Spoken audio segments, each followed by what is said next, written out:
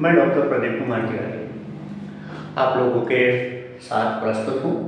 आज उत्तर प्रदेश लोक सेवा आयोग की वैकेंसी को लेकर के आप जानते ही हैं कि हमारे चैनल पर आपको शिक्षा शास्त्र से संबंधित विषय के अध्ययन और मुख्य रोजगार से संबंधित जानकारी आपको इस चैनल पर मिलती है। तो इससे पहले कि हम लोग चैनल पर आगे बढ़ते हैं, इससे जानकारी को आगे जो है जानते हैं, तब तक आप हमारे चैनल को शेयर कर दीजिए जिससे कि अधिक से अधिक लोगों को ये जानकारी प्राप्त हो सके। तो आइए देखते हैं कि आज क्या नया कुछ है। वास्तव में आज बीएड डिग्री धारकों के लिए महत्वपूर्ण जानकारी लेकर आए हुए हैं। इससे पहले वाले वीडियो में भी हमने जो है यूपीपीएससी की एक वैकेंसी एलटी ग्रेड शिक्षक की भर्ती से संबंधित जानकारी आप लोगों तक पहुंचाने का प्रयास किया था और आप लोगों ने उसे बहुत महत्वपूर्ण भी बताया था, लाइक भी किया था, सब्सक्राइब भी किया था। तो उसी तरह से आज हम जो है एक नई विज्ञापन को लेकर के उपस्थित हैं। आइए देखते हैं ये कौन सी वैकेंसी है। ये वैकेंसी उन लोगों के लिए है जो मास्टर डिग्री है अपने किसी न किसी सब्जेक्ट में और उनके पास बीएड की डिग्री है। हाँ, बीएड की डिग्री जनरल कैंडिडेट्स के लिए और कुछ जो डिसेबिलिटीज हैं, दिव्यांगजन हैं, उनके पास स्पेशल बीएड की डिग्री होनी चाहिए, साथ में मास्टर डिग्री होनी चाहिए। अब देखते हैं विज्ञापन संख्या A6E12025, डेट 12 अगस्त 2025 में उत्तर प्रदेश लोक सेवा आयोग यूपीपीएससी ने एक विज्ञापन जारी किया 12 अगस्त को और उसमें बताया कि प्रवक्ता इंटरमीडिएट कॉलेज में पुरुष और महिला दोनों के लिए विज्ञापन दिया गया है। परीक्षा राजकीय विद्यालय में प्रवक्ता पद के लिए है। कुल पद है 1471, 1471 पोस्ट हैं, वैकेंसीज हैं और इनका विज्ञापन आ चुका है। विज्ञापन में फॉर्म भरने की अंतिम तिथि है 12 सितंबर 2025, यानी 12/9/2025 तक आप जो है इस विज्ञापन में अप्लाई कर सकते हैं। मुख्य बिंदुओं पर ही हम लोग यहाँ पर डिस्कस करेंगे और डिटेल जानकारी के लिए हम यहाँ पर आप लोगों के साथ विज्ञापन की वेबसाइट शेयर करेंगे। तो खुशखबरी है, बहुत ही अच्छी जानकारी है, खुशखबरी है, महत्वपूर्ण विज्ञापन है हमारे उन अध्यापक भाइयों के लिए, अध्यापक बंधुओं के लिए जो लोग शिक्षण में इंटरेस्टेड हैं और काफ़ी दिनों से ऐसी वैकेंसी की प्रतीक्षा कर रहे थे। यदि आप तैयारी कर रहे हैं तो अनवरत तैयारी करते रहें, कंटिन्यूअस अपनी लर्निंग को रखें, क्योंकि इस विज्ञापन में आपको अध्यापक जैसा महत्वपूर्ण पद जिम्मेदारी मिलने वाली है। अब हम देखते हैं टोटल पद है 1471, जिसमें पुरुषों के लिए 771 पद हैं और महिलाओं के लिए 694 है। 777 पद पुरुषों के लिए, 694 पद महिलाओं के लिए, टोटल 1471 पद के लिए ये विज्ञापन जारी किया गया है। अब आवेदन की अंतिम तिथि 12/9/2024 है। संशोधन कर सकते हैं, यदि किसी प्रकार की त्रुटि हो गई है फॉर्म भरते समय तो वो संशोधन करने की अंतिम तिथि 19 सितंबर 2025 तक है। यानी कि आप एक बार फॉर्म भरते हैं, यदि उसमें किसी प्रकार की कोई त्रुटि हो जाती है, चाहे वो पर्सनल इंफॉर्मेशन हो, डिटेल्स हो या फिर आपकी फीस से संबंधित कोई त्रुटि है, तो उसको आप जो है 19 सितंबर तक कंफर्म कर सकते हैं। अब इंपॉर्टेंट है कि इस पद को भरने के लिए हमें कितना शुल्क देना है। जनरल, ओबीसी और ईडब्ल्यूएस यानी कि unreserve category, economical weaker section और ओबीसी, तीनों कैटेगरी के लिए जो शुल्क है वो 100 रुपीज का है और ऑनलाइन प्रोसेस शुल्क 25 है। ऑनलाइन का जो प्रोसेस है उसकी जो फीस है 25 रुपीज, वो सभी को समान रूप से देना है। चाहे वो जनरल कैटेगरी का हो, चाहे SC ST का हो, चाहे वो डिसेबिलिटीज का हो, देना सबको प्रोसेस फीस देना है। अब हम ये देखते हैं कि SC ST के लिए कितना है।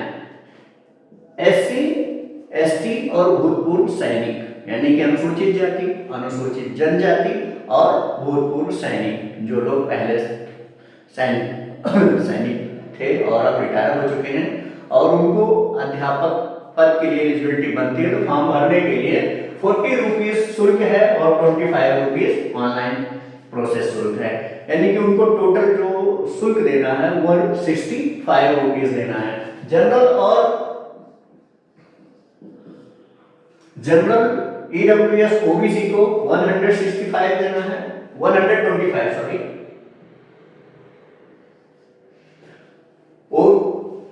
और SC ST और आर्मी एक्स सर्विसमैन को 65 देना है। डिसेबिलिटीज जो हमारे भाई दिव्यांगजन हैं, किसी प्रकार की दिव्यांगता है उनमें और उनके पास प्रमाण पत्र है, वैलिड है, तो उनको केवल 25 रुपीज देना है। उम्र की बात करते हैं कि किस उम्र तक के व्यक्ति, किस उम्र तक के कैंडिडेट इस फॉर्म को भर सकते हैं। इस फॉर्म को भरने के लिए आवेदक की जो उम्र है वो 21 से 40, 21 वर्ष से 40 वर्ष की उम्र के बीच में आपको होना चाहिए। कब? 1 जुलाई 2025 के हिसाब से आपकी उम्र 21 वर्ष से अधिक होनी चाहिए और 40 वर्ष से कम होनी चाहिए या 40 वर्ष की होनी चाहिए। अब अगले स्टेप पे आते हैं कि what is the eligibility to apply for the above post. आपकी योग्यता क्या होनी चाहिए, आपकी एलिजिबिलिटी क्या होनी चाहिए इस पद के लिए फॉर्म भरने के लिए। तो आपका संबंधित विषय में स्नातकोत्तर यानी कि मास्टर डिग्री होना चाहिए और आपको साथ में BEd डिग्री भी होनी चाहिए। आपको BEd डिग्री धारक होना अनिवार्य है। तो ये महत्वपूर्ण है BEd डिग्री धारकों के लिए कि एक लंबी प्रतीक्षा के बाद समय के बाद उनको फॉर्म भरने का मौका मिल रहा है। एंटीग्रेड में भी आप फॉर्म भरिए, वहाँ भी उम्र 21 से 40 वर्ष है और प्रवक्ता में भी आप अपना फॉर्म भर सकते हैं और आपकी जो उम्र है 21 से 40 वर्ष है। फीस भी नॉमिनल है, ज़्यादा फीस नहीं है। जनरल कैटेगरी के लिए भी 125 रुपये ही फीस रखी गई है, कोई 2000, 1500, 1800 फीस नहीं है। इससे ज़्यादा फीस तो नेट के एग्जाम में नेट क्वालिफाई करने के लिए 1200-1500 रुपये देने होते हैं।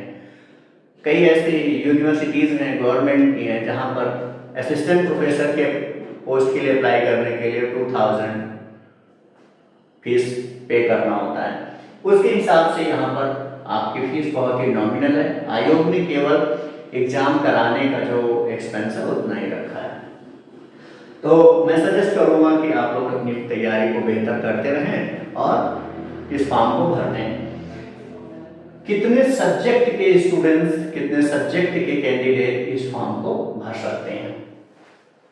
आप देख रहे हैं कि इसमें 14 विषयों के अध्यापकों के लिए वैकेंसी निकाली गई है। वो विषय कौन कौन से हैं आप देख लीजिए। समाजशास्त्र, नागरिक शास्त्र, भूगोल, भौतिक विज्ञान, रसायन विज्ञान, गणित, अंग्रेजी, इतिहास, हिंदी, उर्दू, जीव विज्ञान, संस्कृत, मनोविज्ञान और अपराध एवं दंड शास्त्र के अध्यापकों की भर्ती निकाली गई है। यानी कि अगर आप इन 14 विषयों में से किसी भी एक विषय में मास्टर डिग्री है और साथ में आपके पास BEd की डिग्री है तो आप इस पद के लिए एलिजिबल हैं। उम्र आपकी 21 वर्ष से 40 वर्ष के बीच में होनी चाहिए। उत्तर प्रदेश लोक सेवा आयोग की एक खास बात है कि यहाँ शुल्क बहुत ही कम होता है।